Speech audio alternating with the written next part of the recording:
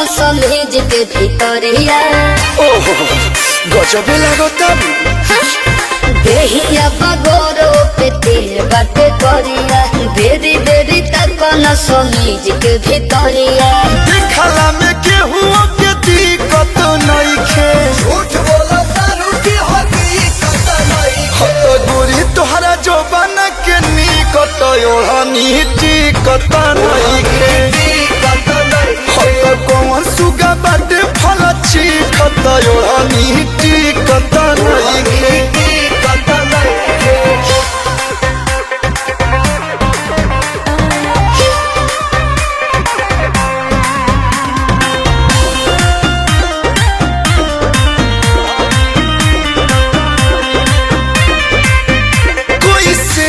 कमरिया चाकर भइल थोड़ा पिलर के लागे साकर भइल बोल लागता चाभी के करिए जान लाख गो दरजवा के लाकर भइल ई ताला साला कौन खोलता सुना तो साइज बढ़ल बावे करना पतला पर कंट्रोल करतनी हम छापत छापत जेकरा के मिले ऊपरी कता नइखे झूठ बोला तारू की हकीकत नहीं हत गोरी तोहरा जोबन के निकट ओढ़नी टिकत नइखे हकीकत नहीं हत कौन सुगा बाटे फल चिखत ओढ़नी टिकत नइखे हकीकत नहीं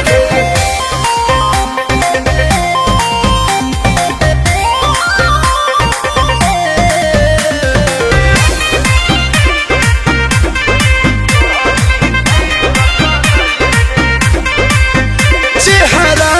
पलागे पालिश भइल नरियर के तेल से मालिश भइल मीठा बोली से मारेलु गोली ये जान अखिया एके 47 भइल घायल कइए देबू ना